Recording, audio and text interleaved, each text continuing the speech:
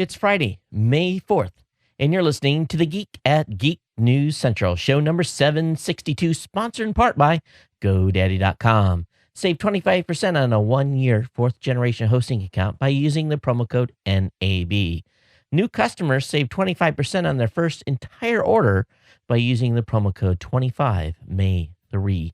Geek News Central is a proud member of the Tech Podcast Network. If it's tech, it's here. Hey, folks, got a great show lined up for you. You know what comes next. Strap in. Here it comes. All right, people, I need a go, no-go for the Geek News Central podcast. Digital archive recorders. We're go fly. Microphone. We're go fly. Video feed. Go. Web browser. Go. RSS data stream aggregator. Go fly. Interflux Toddism suppressor. All right. I'm confused. Host readiness check. Welcome to the show. Welcome to the show. The Geek News Central podcast is a proud member of the Tech Podcast Network. If it's tech, it's here. All right, ladies and gentlemen, we are ready to go. Cue Todd in 5, Who's got the button? 4, There is no cause for alarm. 3, Everybody hold on to something. 2, Just press the button. 1. Aloha and welcome to the Geek News Central podcast, coming to you as live as it can be from the beautiful state of Hawaii via the Geek News Central studio overlooking Greater Honolulu. Hey everyone, welcome to the show. My name is Todd Cochran. Of course, I want to encourage you to get over to geeknewscentral.com and check out all the great content over there.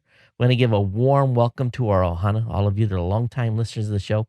Thanks here and for being part of the family. And of course, if you want to reach out to the show as I cover lots of tech topics today, you can do so easily via my Twitter by reaching me at Geek News. Of course, you can send me an email, geeknews@gmail.com, or you can call our voicemail hotline, which is open 24 hours a day, 7 days a week at 619-342-7365. Of course, once you get over to geeknewscentral.com, you can really get connected with the show. You can do so by subscribing to the show in the second column of the website.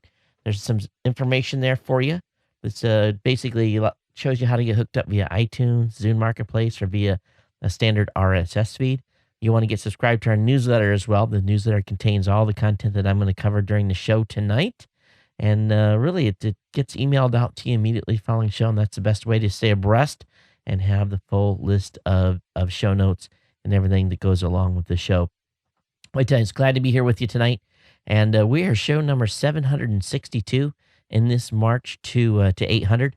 It is May Listener Appreciation Month. We want to thank all of you that are part of the family here. Thank you for staying subscribed and being a part of the family. If you're checking us out for the very first time and you've downloaded this or you've caught the replay of the stream, always remember the show's always available on a variety of different devices. You can come to the website. You can use any of your mobile devices. There's a mobile feed available if you want to actually download it to your mobile device and have it there. Of course, you can watch on the Roku, on the Boxee, on the Samsung Smart TV. We're hearing there might be an issue with the 2012 Samsung Smart TV, so we're checking with Samsung to find out what's going on there with their app on that device. But, of course, I said Roku, Boxee, Samsung Smart TV, and Google TV. Tech podcast channel there on those devices to be able to watch the show. Of course, you can always listen. The show's released both in an audio and a video format. I did have a contest in the last episode, and I want to take just a moment here and announce our winner from the last show. Now, what I'm going to do is I've got a little program set up, and we're going to go ahead and do it right here in the show. So I've got it randomized. And we basically had about 130 different entries come in. So I've got the randomizer set up to basically pick a number in between 1 and 137. So let me go ahead and click this. And it gave me number 110. And let me go ahead and open the spreadsheet up. And let me go here. Oh, crap. I should have had this thing all the way down to the end. So let me see here. All right. Tonight's winner is Rye Mills. And Rye, of course, that's what Rye Mills. Rye, I hope that you're here in the United States. Hey, you're going to get a chance to pick your pick of either a Roku or an Apple TV. your choice, and I'll get that shipped out to you immediately. If you had one listener that may have not gotten a prize from an earlier contest, please email me again if that was you. I've been looking for the email in my stack, was unable to find it. Want to make sure that you get your prize. But Rye Mills, I'll send you an email immediately following the show, letting you know that you won as well. What we're going to do is we're going to continue on. We're going to have another listener appreciation contest for the next show, which I will give out on Tuesday's show. So let me see here. I had a note here in the stack. What you're going to have to do. Oh, this is easy. This is the easy one. All you got to do is send me an email. Drop me an email here to geeknews@gmail.com. And the contest is, give me a new show idea. Tell me a show that we should have on Geek News Central that we currently don't have that you'd like us to do. And that kind of fits in for my hunt to find a new or another host that's going to host a new show on Geek News Central. So again, give me a new show idea. And all you got to do is send me an email, geeknews@gmail.com. You're automatically entered to win. We'll have one contest this month where we're just going to give a listener of the newsletter a prize as well. So if you're not subscribed to the newsletter, make sure you get signed up for that so you have a chance to win there as well. But we'll announce that on the next show. Let me go through my list here. One thing that we're going to be doing is, or one thing that I am doing is, I'm in the middle right now of rebuilding my travel studio. And after going to NAB, I really determined where I needed to be with that rig. We'd actually kind of went through, and I kind of actually wasting a little bit of money because I'd went through and redid all the cutouts and everything in the normal Pelican case that I travel with the kit. But what I'm doing now is I'm building something that is pretty remarkable, and I'm calling it my semi-top secret project here at the studio. And much to my wife's chagrin, UPS and FedEx have continued to arrive and dropping stuff off. And she's like, "What are you doing?" And I'm like, "Oh, you'll see when it's all done." And I've been putting this together, and I'm really excited because all I'm waiting on now are some cables, and then we'll get it all cabled up, tested, dry run with the cameras and everything else. And then I've got to kind of clean it up and make sure everything's going to mount and be safe for aircraft flight and everything else. But it's really cool. Now, one thing that I was turned on to that I did not initially plan to make part of the portable studio, but something that will definitely travel with me.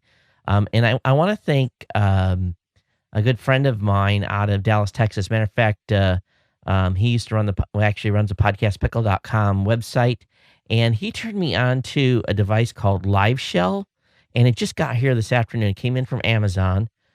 This runs about, it'll run about $300. So you can see it's still in the package. I haven't opened it up. And what this does is this integrates with any streaming service, Ustream, Livestream. It'll do Amazon as well.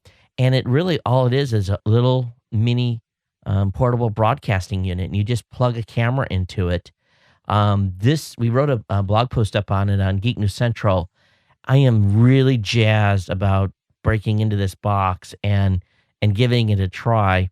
It doesn't come with any connectivity, but it's got Wi-Fi built in, and it has the ability to essentially you connect to it with a MiFi or something like that, and you can stream remotely with this little device. This is really the box I've been waiting for a long time. It's been out a while, and they weren't at NAB and everything else. So I got this here in the studio. If you want more information, go over to geeknewscentral.com. There's a full article on it. But I'm pretty jazzed, and I'll definitely be playing with this tomorrow morning, or maybe even after the show tonight. Depends on how much energy I've got left. But I wanted to share that with you, and it's just, when stuff starts coming in, I kind of get that look, and she's like, "How much money are you spending?" And I'm like, "Don't worry, it's worth it. It's going to make the travel show better." And I think you guys are going to like it. Hey, we got going to get the graphics are being updated right now for the Ohanasaurus, the new screens, the new setup there. So I'll have that updated here probably in the next show.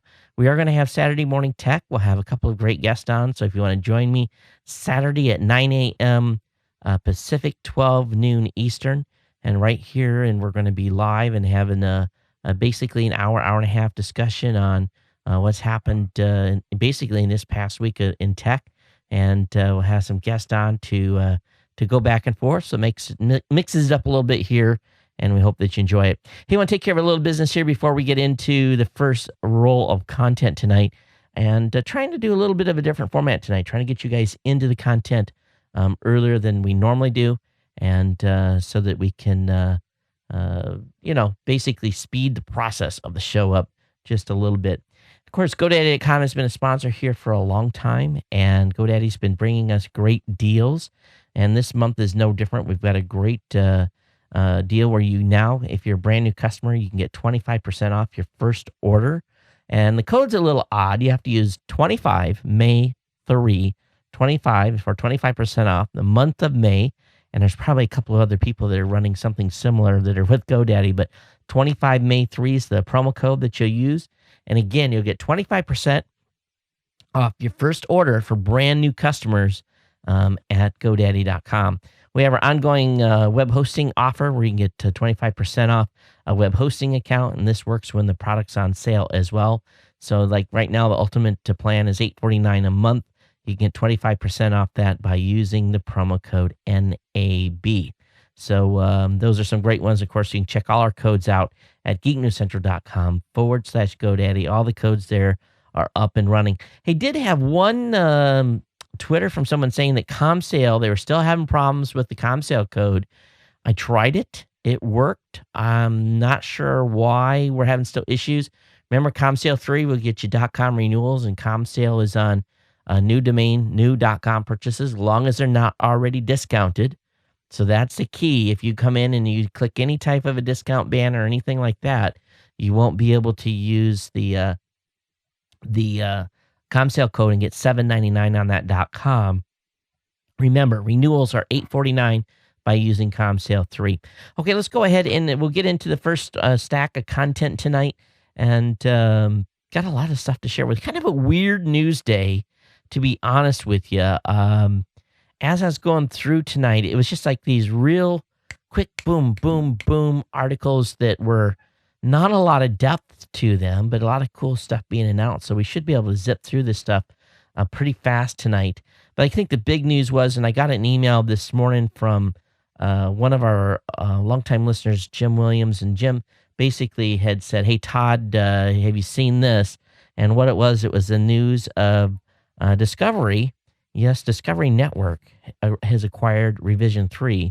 And I immediately sent an email out to Jim at Revision 3, who's the CEO, Jim Lauterbeck, and I basically congratulated him for the acquisition.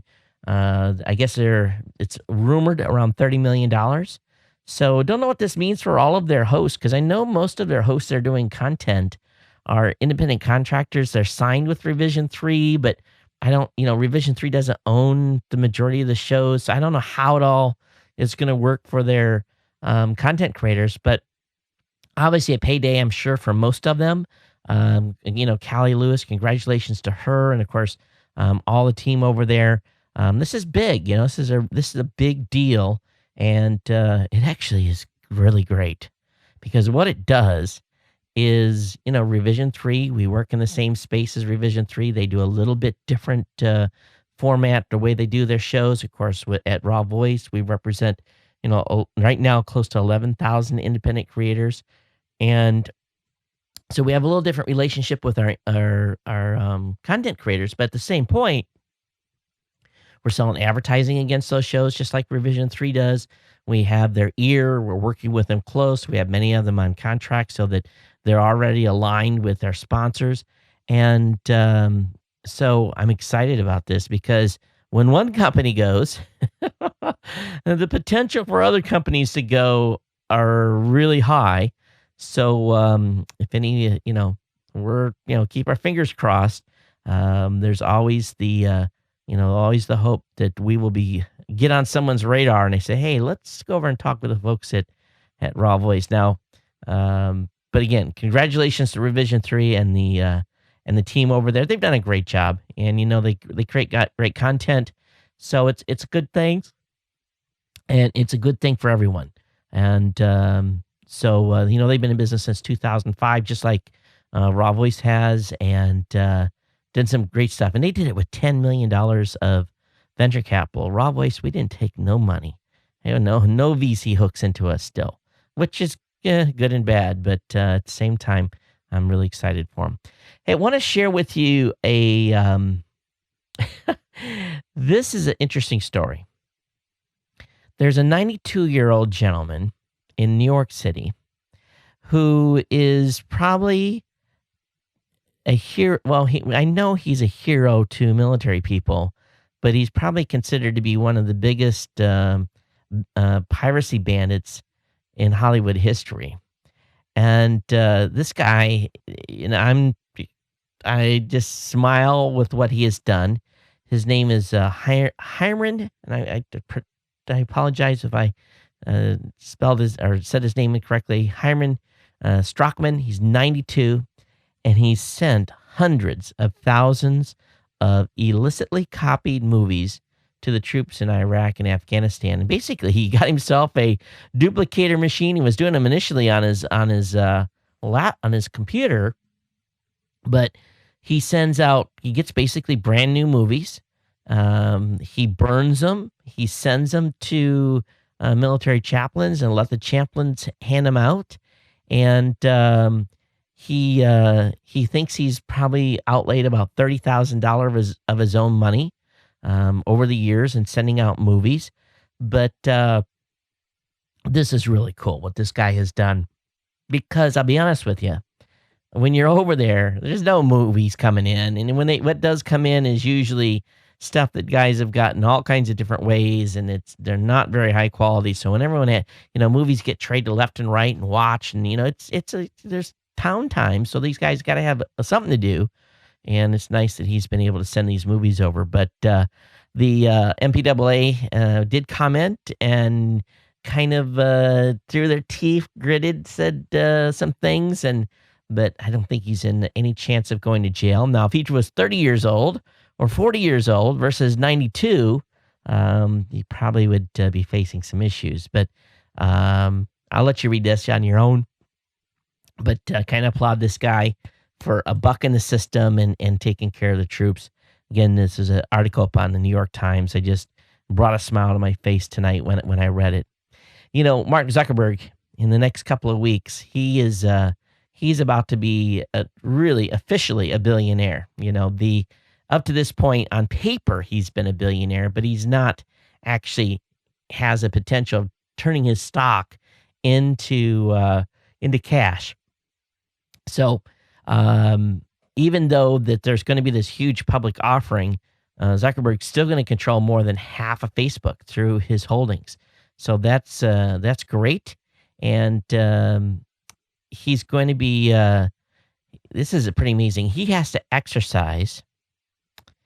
Zuckerberg plans to participate in the offering by selling 30.2 million shares. He will continue to control 57.3% of the company's voting power once completed.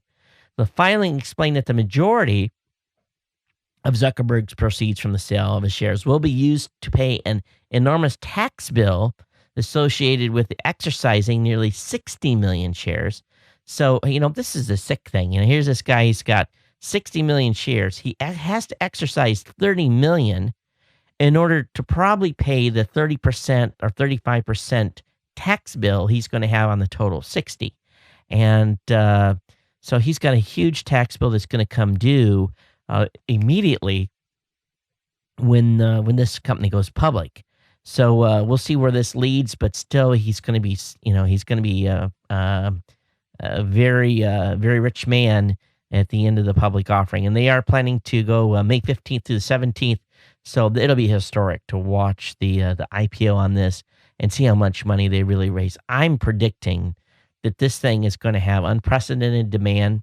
They're targeting $25 to $30 on the stock. My bet it's going to go beyond that. I would say 45 or 50.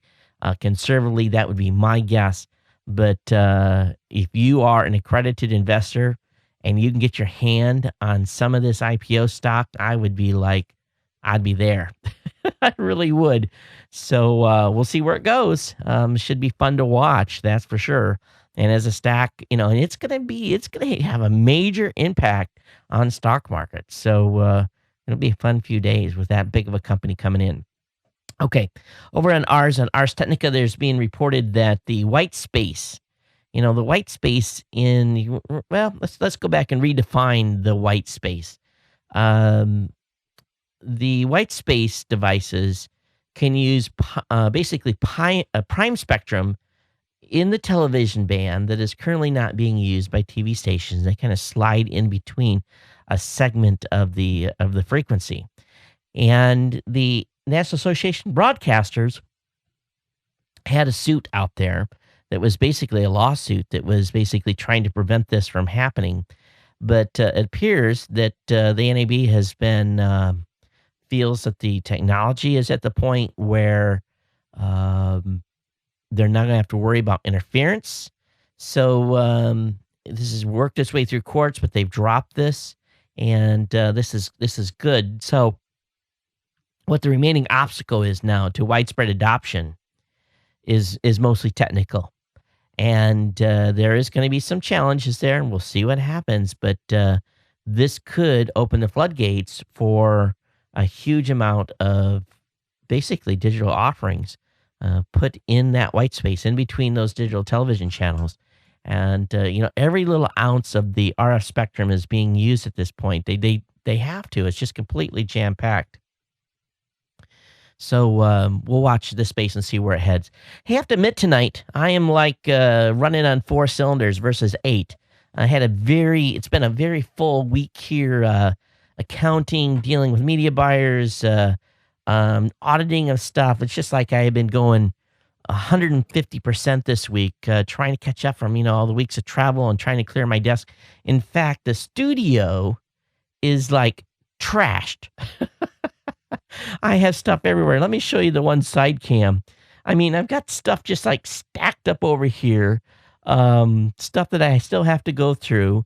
It's been crazy. So we sit down at the dinner table tonight, and I was just like, oh, my wife was like, "Are you okay?" And I said, I'm going to lay down on the carpet and I close my eyes for 15 minutes. I'm ready to go with the show.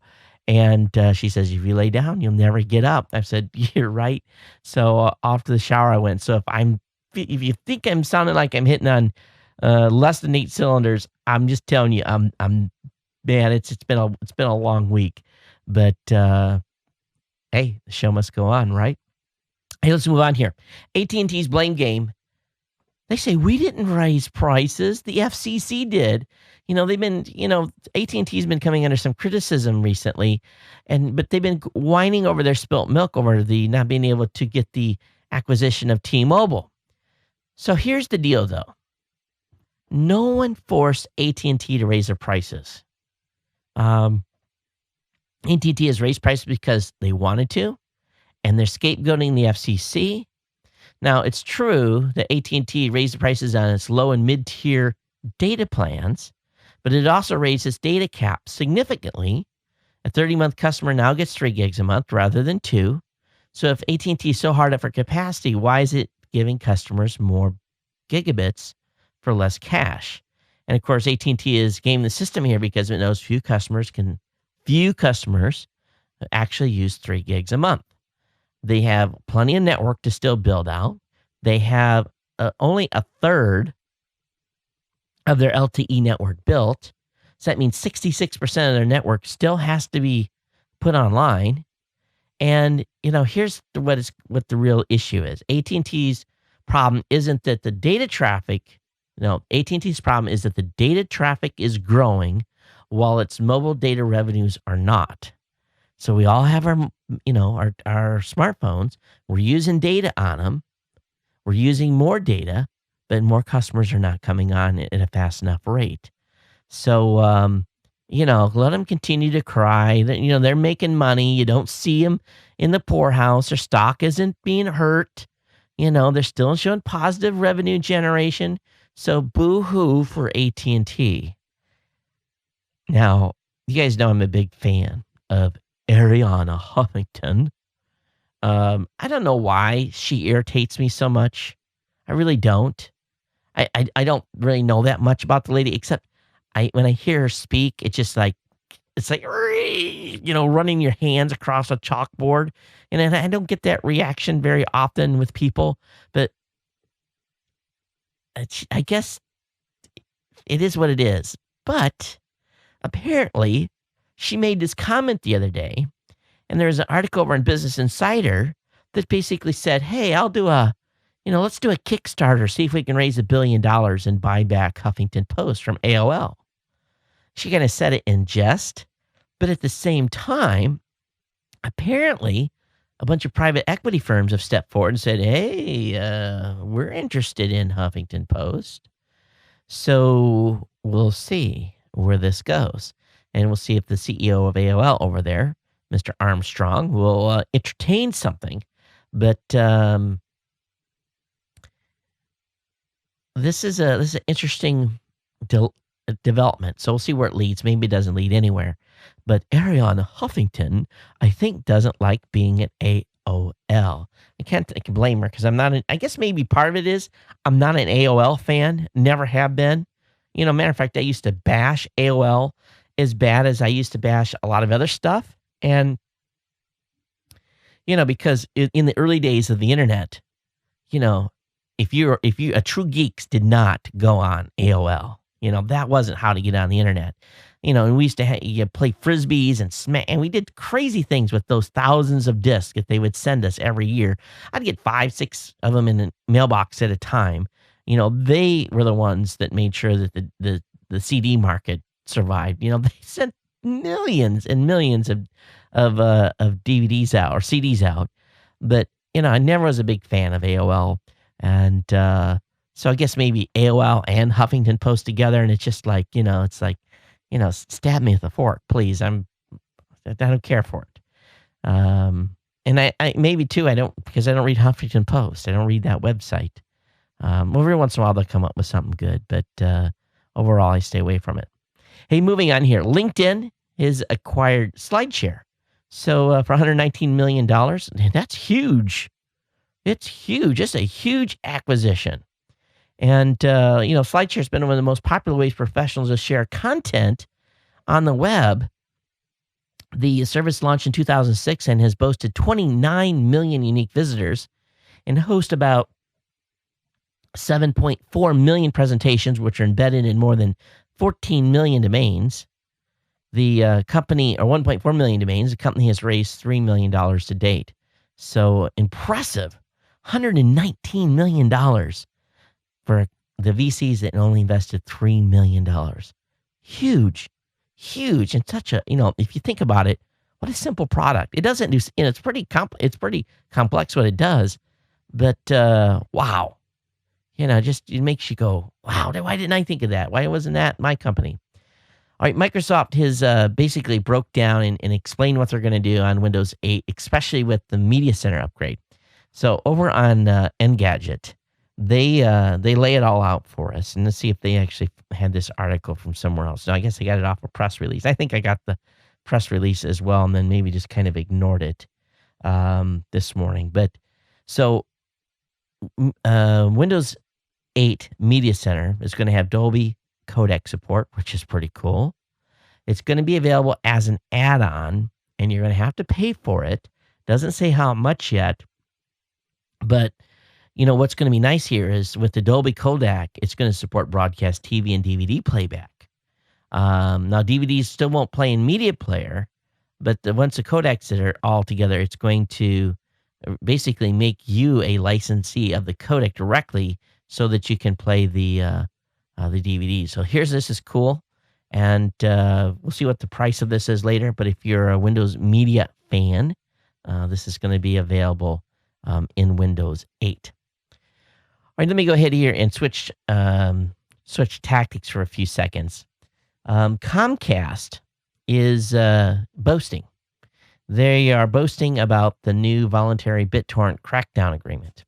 So if you remember, starting this summer, millions of you that use BitTorrent will be tracked as part of a voluntary agreement between the MPAA, RIAA, and all the major ISPs. So don't forget about this.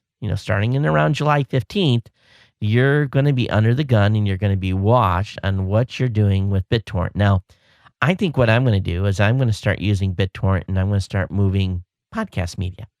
And I'm going to see if I get any letters. I'm not going to move anything illegal, or it's going to be a copyright violation.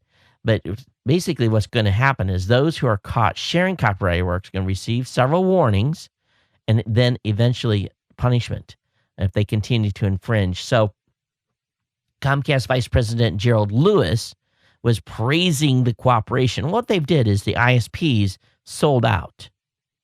Okay?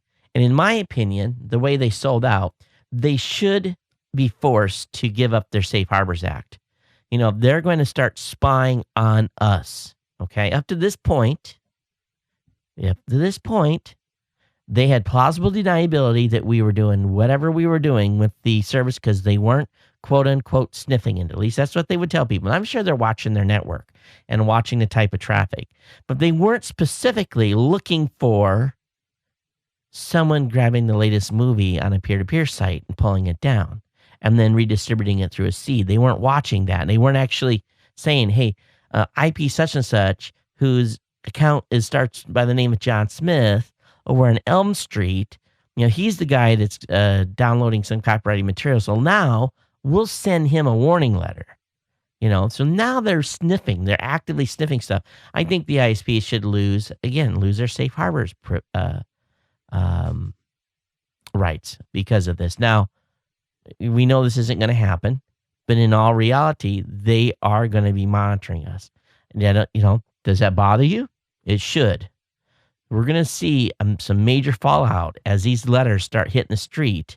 The geeks are going to be aware of what's going on. As a matter of fact, the geeks are starting to put some stuff together that may be circumvention type stuff. And I'll talk about that here a little later in the show. And matter of fact, it was covered on Geek News Central as well. But this is going to change the landscape completely. So we'll see where this goes. But again, the ISPs sold out to the RIAA and the MPAA. On the other side of the front, there's some new development in the court systems where a judge has basically said an IP address does not identify a person. This is a landmark ruling. It's one of the many it goes on one of the mass BitTorrent lawsuits in the United States. And this has been, that lawsuit itself has been delivered a severe blow by this new judge. New York Judge Gary Brown explained in great detail why an IP address is not sufficient evidence to identify copyright infringers. According to the judge, and this is what he says, this lack of specific evidence means that many alleged BitTorrent pirates have been wrongfully accused by copyright holders. And it goes on. He says this is a waste of judicial resources. It's a huge ruling. He says an IP address provides only the location at which one of any number of computer devices may be deployed, much like a telephone number can be used for any number of telephones. He says, thus, it's no more likely that the subscriber to an IP address carried out a particular computer function, here the purported illegal downloading of a single pornographic film, than to say an individual pays a telephone bill made by a specific telephone call. The judge continues by arguing that having an IP address as evidence is even weaker because the majority of U.S. homes have a wireless network connection. He says that means that many people, including complete strangers, if one has an open network, can use the same IP address simultaneously. Not only to say that spoofing of IP addresses within the community, there's a whole bunch of stuff that can go on here. He says family members, different family members, visitors of a household could be doing this pirating. You can't. So this is huge. This is big, and we'll see if it stands up. I'm sure this is going to be appealed if this case basically gets thrown out. But this is a big one for us, finally. Those of you in the UK, there's a survey done. 30% of UK file sharers are basically saying, hey, we're going to pirate more videos. We have no issue with it. And it says that about 6% of the folks that are in the UK are doing file sharing, largely dominated by men. So that's an interesting development. Twice as many men as women actually download pirated videos or whatever. But on the other hand, in the same report, 36 to 34% of people pay and plan on paying for more movies and for more music and so forth. So it's kind of a trade-off. But where's the other half? So you got 30 plus 36, that's 66. So where's the other group? Anyway, I have a link up in the show notes on this article over at torrentfreak.com. And so it goes to show you, and I'm sure the numbers are about the same here in the United States for sure. LG, LG's been largely, they come the Johnny come lately for basically running apps in their television sets. And this is big because LG is finally set to roll out Google TV models later this month. And I'm pretty excited about this. So it's not their cheapest models. They're going to be having Google TV embedded, but their $1,699 model, which is a 47-inch, and a $2,200 55-inch called their G2 series will have Google TV built in. The 3D cable TVs will come with a Marvel dual-core chipset operating at 1.2 gigahertz, allowing users to blend PC-like Google experiences such as searching the web and watching video on YouTube and Google Play with watching good old-fashioned live television. So this is pretty cool. The new Google TVs are expected to be rolled out as well from Samsung, Vizio, and Sony later this year.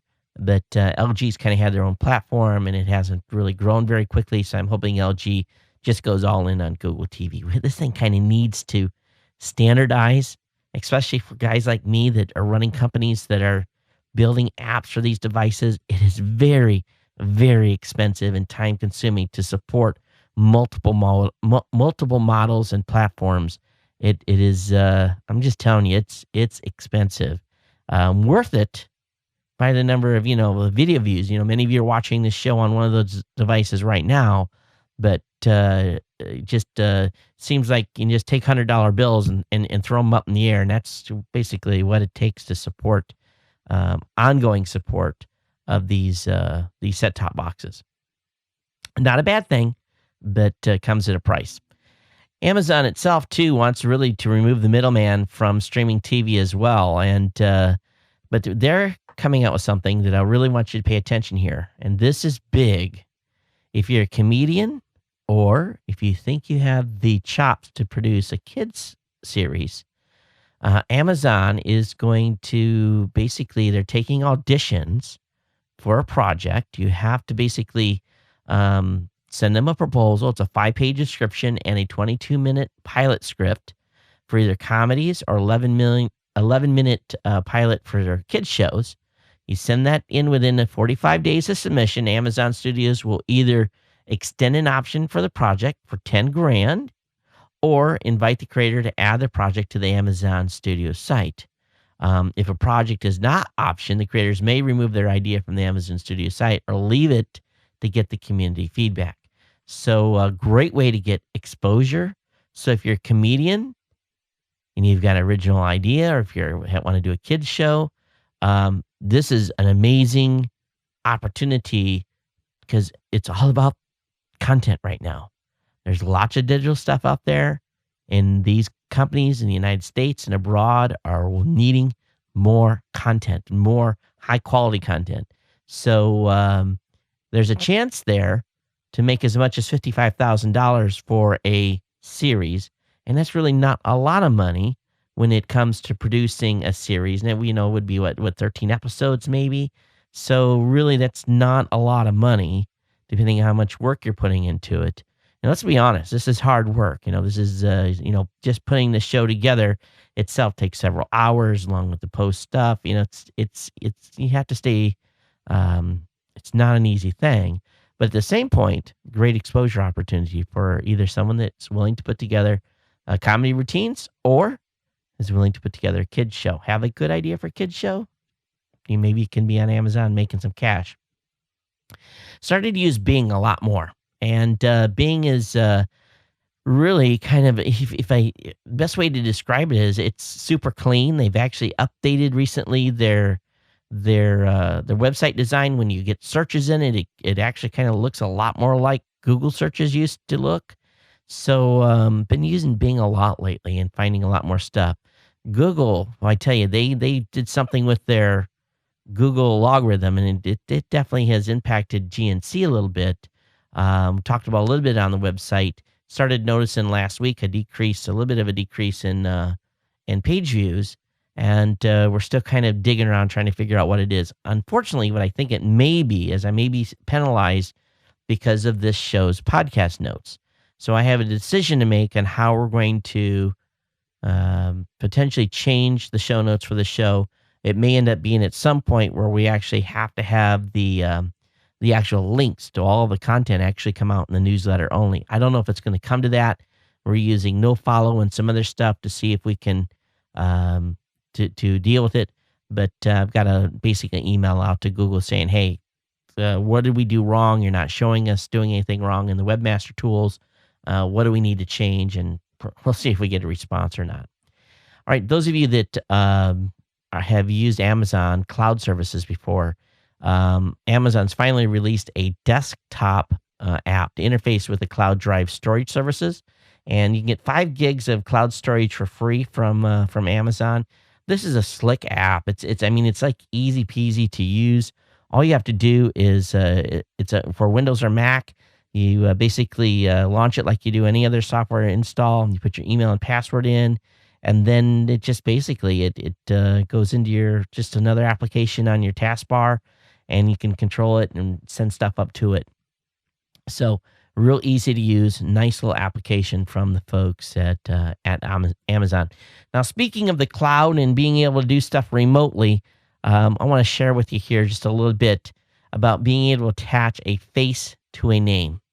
You know, attaching a face to a name enhances relationships, and really it's the way we do business today.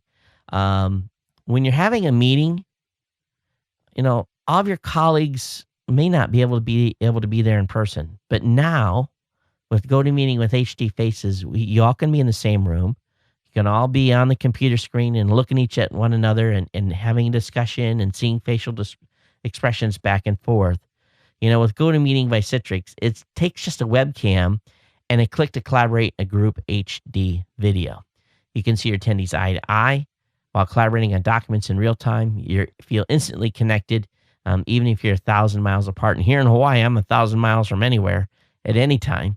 So plus GoToMeeting is really easy to use. And plus iPad users, you can just download the free GoToMeeting app to join, and you can participate as well. The camera turns on and you can you can see the other participants.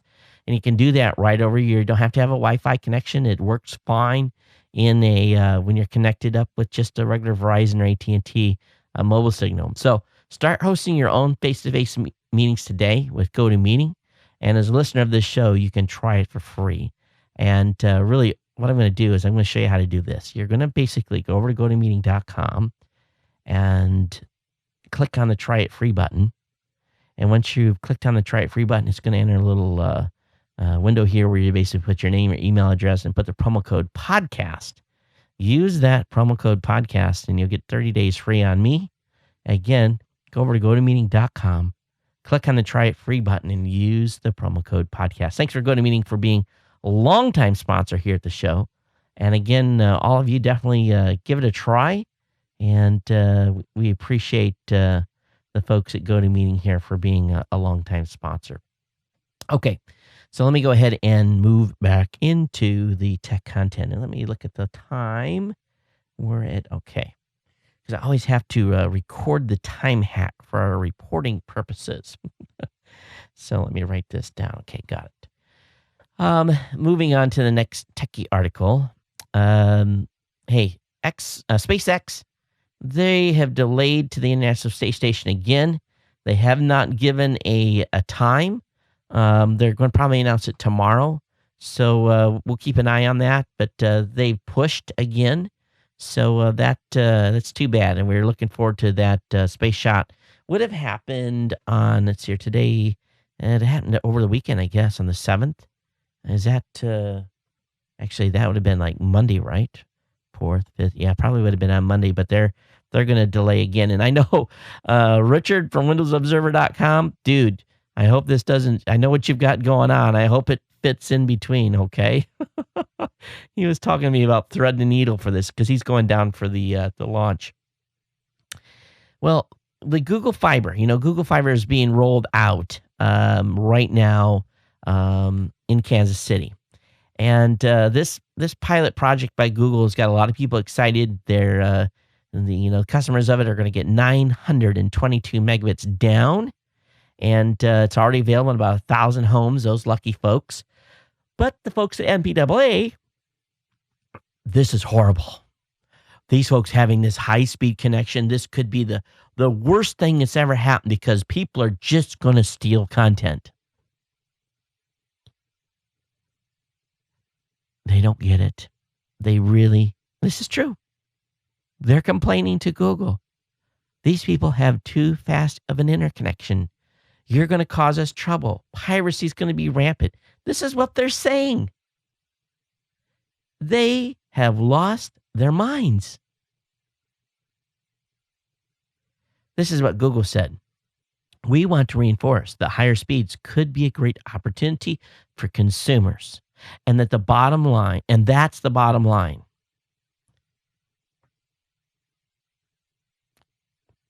Okay, that's the bottom line. It's going to be a great opportunity. Can you imagine being in Kansas City and having that connectivity? First of all, there's not a lot of servers out there that will serve stuff to you at 922 megabits per second, but I guarantee that I wouldn't have to have 5 connections in my home. My kids could be playing the hardest core Xbox game. My wife could be streaming an HD movie. My daughter could be streaming an HD movie. I could be streaming an HD movie, and we could be doing like a whole bunch of stuff and still not even tasking the internet connection. I just can't even imagine what we could do with that kind of bandwidth. I can't. I can't, you think about that type of speed, that just makes a geek kind of like, get the shivers. It really does. Think about that, 922 megabits per second. It's incredible. So, this super high speed. And then those that do file sharing, that's going to be fast. All right. Hey, why was the Pirate Bay on trial in the UK in the first place? We heard earlier in the week about this new ruling, right? Well, some people did some snooping around. Pirate Bay got a huge influx of traffic because the UK court said the ISPs have to block the Pirate Bay. So, they got records amount of traffic over this free news and free publicity. But it was purely judicial oversight. And no law, no lawsuit, just judicial oversight. So pretty scary stuff here and what's going on in the UK. UK listeners, you guys need to get on the telephones. All right, we've talked way too much about the MPAA, RIAA, but they're just such a fun target today. I want to share with you a cool picture. And my wife and I have talked about skydiving in the past. And I largely cannot do it because of my back. But just look at this incredible picture. This guy's standing on the edge of a helicopter, leaning back. He's got one of those wings on him. His name is, of course, this is the Jetman photos. And this guy's about ready to fly over Rio de Janeiro. And what an image. Incredible.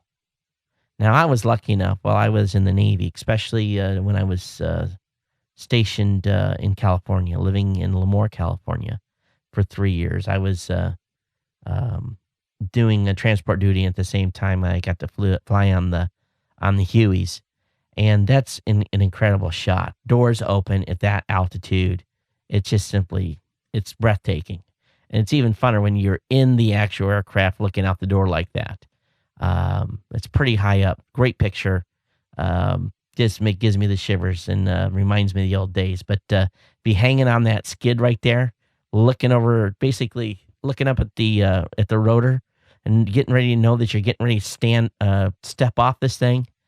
Just wow. What a thrill. Anyway, I have the link up in the show notes. Definitely check it out.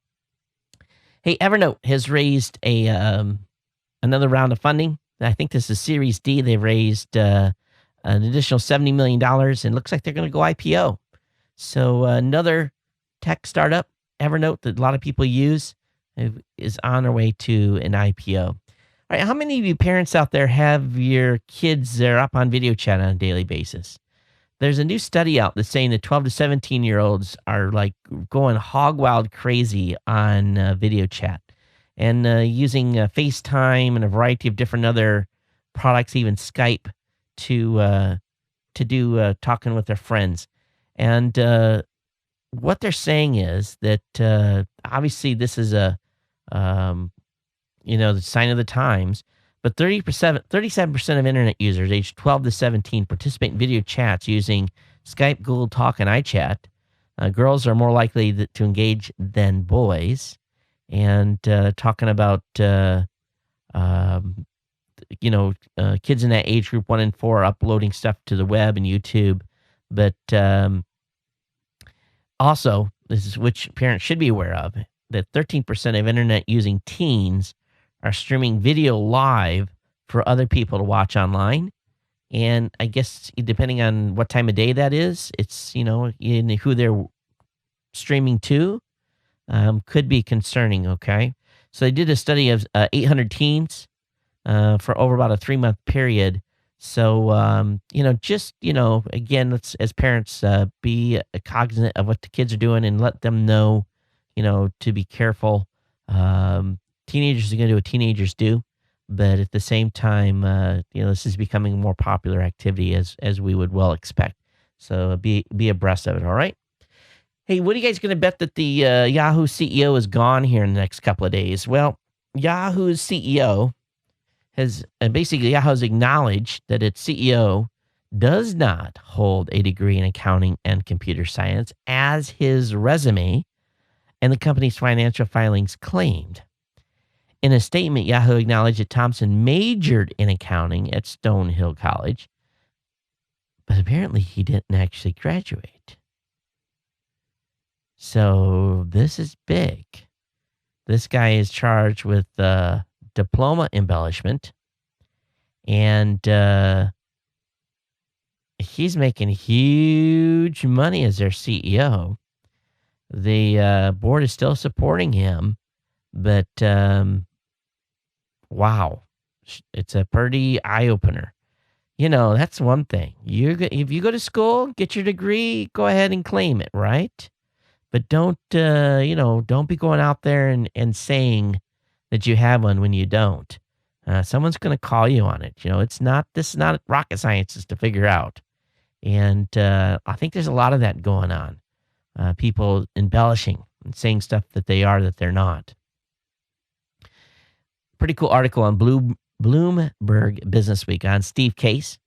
Of course, everyone should know who Steve Case is. And, he was the one that started AOL. And he's basically, at this point, looking to become an entrepreneur again. And starting to look to invest in disruptive technologies and disruptive businesses. Interesting to see where he goes. One of the investments he's made already was in Zipcar. And those of you that live in DC or live in San Francisco are familiar with Zipcars. And I've even seen them here in Hawaii. Basically, it's a car that's parked in a parking stall. You can reserve it, go rent it for the day or a couple hours, or run errands. They work really cool. I've run it a couple before. But interesting seeing that he's getting back in the game here. And I think more as a VC than an actual business owner, but time will tell. 2 blind British gentlemen have electronic retinas fitted, and they are now starting to be able to see some color and light, and they're doing some very cool stuff here. The 2 patients lost their vision due to a condition known as retinitis pigmentosa, and this is where the photoreceptor cells at the back of the eye gradually cease to function. They've been installed a wafer-thin 3 millimeter square microelectronics chip that has 1,500 light-sensitive pixels, which take over the function of a photoreceptor rods and cones. And this surgery involves placing it behind the retina, from where a fine cable runs to a control unit under the skin behind the ear. Um, so this is exciting stuff here. Um, they've been able to see flashing lights. They've been able to see curves or straight lines, and been able to find things that and it's made a huge difference. And so they're trying to, the one guy says he just wants to be able to see silhouettes of stuff on the, from, he's a racing track fan. But, this chip goes in the back of the eyeball, folks.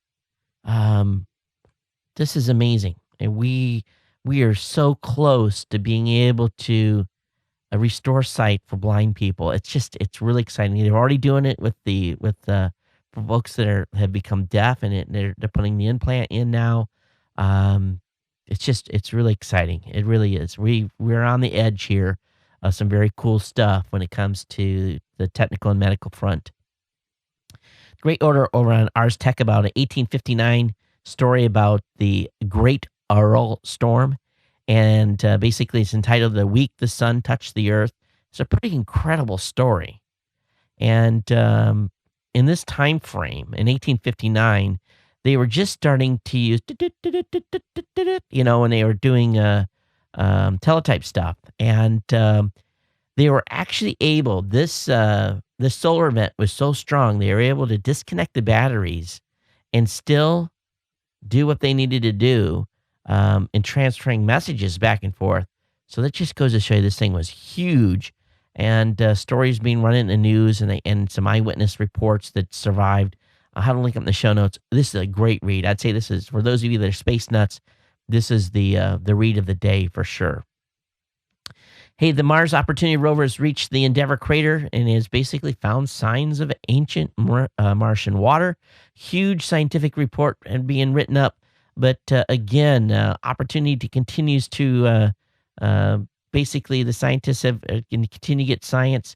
So it's fantastic. And again, we're less than 100 days away from our next Curiosity, basically having another rover on the ground, much bigger. Today was a big day for Samsung. Samsung introduced the Galaxy S3, and this baby packs a huge display. And this is all over the news. I swear the folks at Engadget had 25 articles alone on this announcement. And it was a little bit over the top. It makes me wonder if Engadget did not get paid by Samsung to do all Samsung Galaxy coverage today. If you just, I'm serious, go to Engadget's website, go into their archives for today, and look at all the articles. So this new Samsung phone has a 1280 by 720 resolution, has an 8 megapixel camera on the back, a 1.9 megapixel camera on the front. The phone will have a 2100 milliamp hour battery and comes in 16, 32, and 64 gig configurations, and it's available soon. This baby is super thin, super sexy, and everyone is raving about this thing already. Again, it's got a 4.8 inch AMOLED display and running Android 4.0 ice cream sandwich. So I'm sure many of you will be wanting to upgrade. I know a lot of people use the Galaxy phones, but this is a Samsung Galaxy S3. All right, the FCC is taking bids right now. The FCC is going to be doling out $300 million to help carriers expand service into rural areas. So they're going to be rolling out LTE, 3G, 4G services into areas that don't have them. The agency is basically taking bids to carriers that want to build out rural wireless towers and stuff. So we'll see where this goes. But the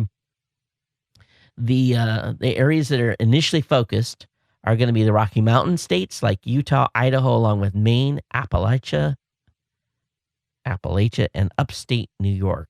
Appalachia is not a state. I guess that's an area. Okay, so I'm not an East Coast guy, so excuse me. But anyway, That's where the main areas are where the money's going to go. Why not other places? There's a lot of other states that have big sky country for sure. All right, the new iPhone size is being rumored to be larger as well. And it's being rumored that the new iPhone that's going to be coming out is going to go from 3.5 inches to 4 inches. And they've got an example here over in iLounge.com. Making sure I had to check a system here. So about a half inch bigger on the screen. I would be surprised if if they don't go a little bit bigger, but they're saying that they're going to go 20% thinner. So with the phone being 7.4 millimeters, like it's currently 9.3. And of course, they'll have to have a new dock if they change the size. But anyway, we'll see what happens. Apparently 4 inches long is going to be a new screen size for the new iPhone whenever they decide to release it. Hey, on Saturday, you're going to want to pay attention here. Saturday, May 5th, you're going to want to go out in the evening and you're going to want to take a look at the moon. They call Saturday a supermoon event. The moon is going to be like at a very close approach. It's going to, instead of being like, well, it's going to be 221,000 miles at its closest approach. And this will be the closest lunar perigee. It's going to happen at 11:34 p.m. Eastern time, and it will fall in line with the sun. They're becoming full just 1 minute later. So keep an eye out Saturday evening if you're up that late.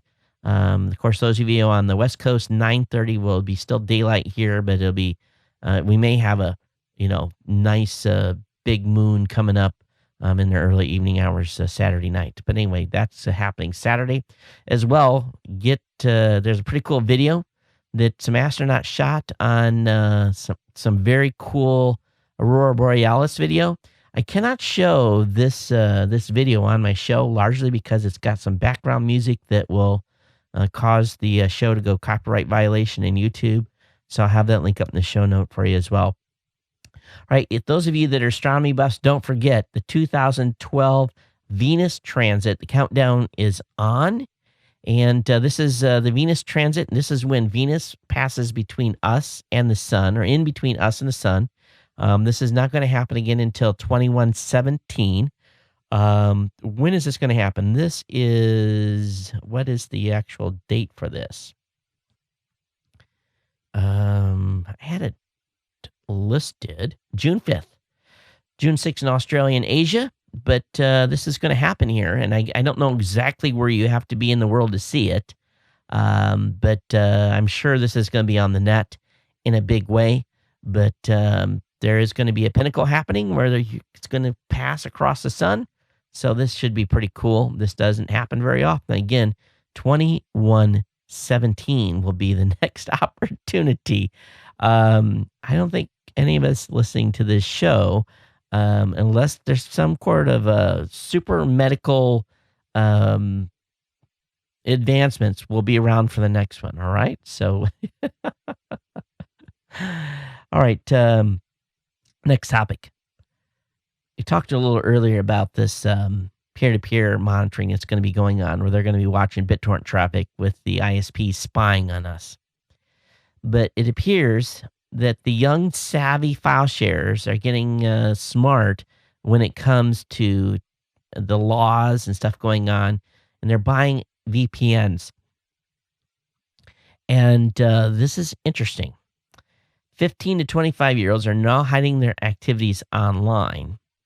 And with the task of basically, it's become the point where people are becoming so paranoid that people are actually paying for VPN services.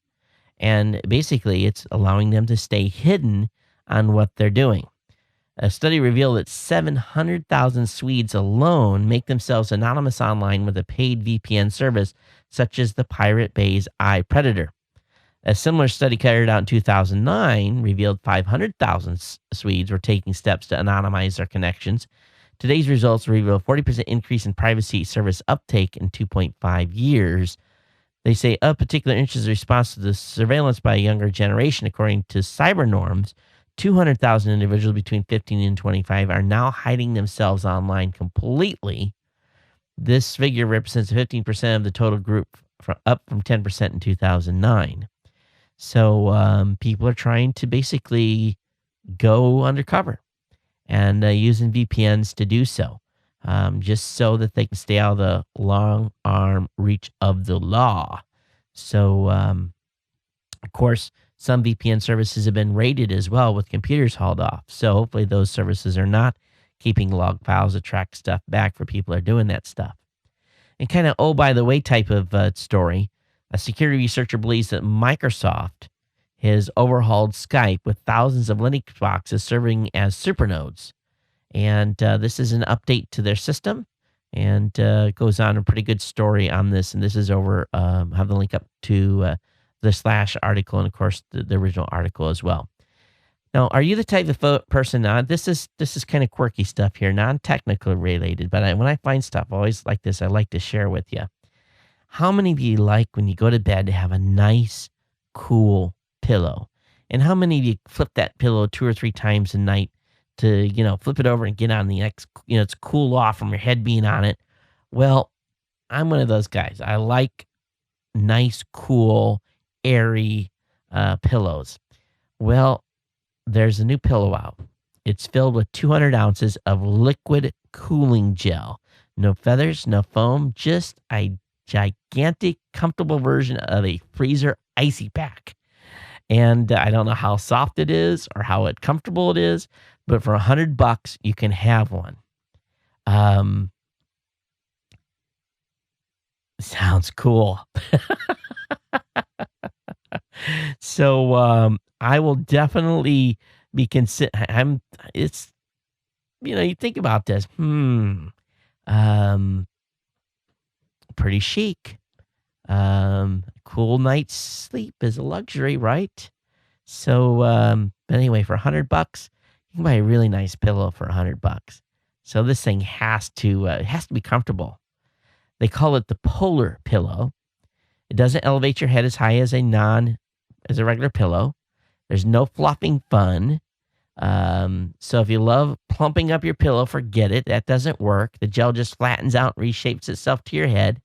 It's best for people that lie on their backs and don't move much. That's me. I like to sleep on my side.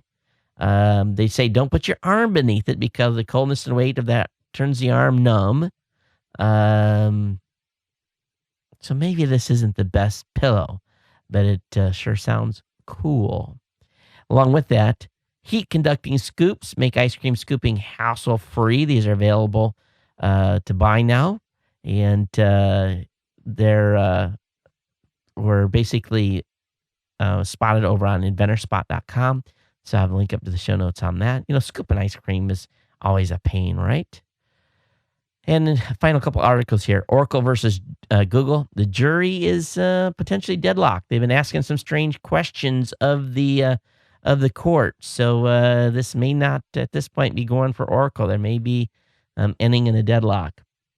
But in the story of the night, I just want to talk about an airline, Spirit Airlines, who they made the news all over the place on basically not treating a veteran real well.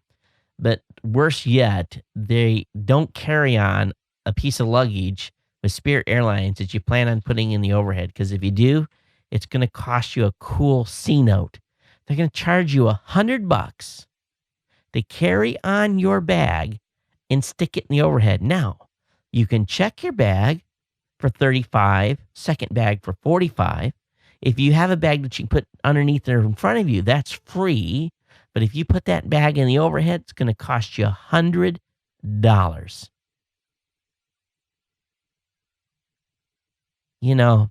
Wow.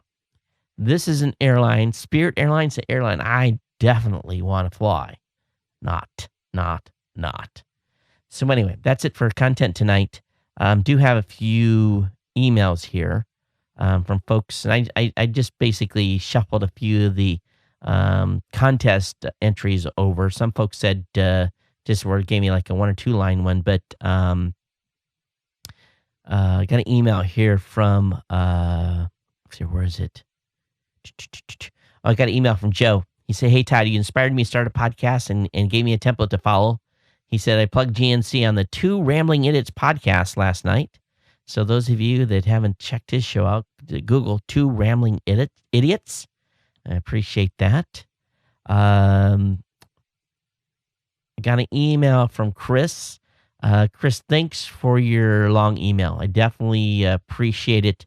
And I know you don't want me to read your comment on the air, but thanks so much for that. Also, let's see, one other one. There's one other one I wanted to talk about. Oh, Tim says, "Hey, Todd, you should consider a cruise or a Disney World / Disneyland vacation." He said, "Well, that's my kind of vacation anyway." Hey, I hate to say it, but the Disneyland vacations, they are incredibly expensive for what you get. Yeah, they're fun, but the price you pay, the Ulani here on Hawaii, it's insanely expensive. I think the cruise makes a good idea, but I'm sorry. My kids are a little bit older. I got a younger one that likes Disneyland. I don't know. This is what we are talking about doing. 2 of my children were born in Southern Maryland. So what we're considering is sometime in the fall, flying back to the West Coast, potentially into Chicago, going seeing my mom for about a week, then driving to the East Coast, basically going through Washington, D.C., seeing some of the sites, taking the kids down in the areas where they were born and showing them that area. And then potentially on the third week, going into Florida, maybe doing the whole Orlando circuit, seeing my daughter Natalie in Tampa. So we're considering a 2 to 3 week vacation later in the summer, maybe even early fall. So that's kind of what the plan is. If I do go out for a 3-week period, we'll have host in during the time I'm out. But there's definitely, we're in a heavy planning process here in the family to take a vacation. We need to take a real one and get away from things where I stay away from the computer and the cell phone and everything else, which is going to be pretty hard to do. But the family needs it. I need it. But that's what we're considering. So maybe we'll go to Disneyland when we go to Florida. Time will tell and see how much my wallet can support it. Speaking of my wallet supporting it, take care of our sponsors. Go to meetings, give it a try that trial, pick up some GoDaddy products. And if you don't want to do either one of those, become an insider. Support the show with your cash. Go to geeknewscentral.com/insider and become a $2, $5, $10, or $25 a month contributor. It helps the show out a great deal and helps me continue to do what we do here and continue to bring great content for you. As always, I want to thank you for being here and being part of the family, being part of the Ohana. And of course, send your email comments to geeknews@gmail.com. Call the voicemail hotline again at 619-342-7365. And you can reach me on Twitter as well at Geek News. Okay, that's it. We're a wrap. We'll see you here at Saturday Morning Tech at 9 a.m. Pacific, 12 noon Eastern. That's 6 a.m. Honolulu Standard Time. So that means a 5 a.m. wake-up call for me on a Saturday. Yes, I'm dedicated to bring you this show. And we'll be sharing with you my secret project next week. Everyone take care. We'll see you next time. Aloha.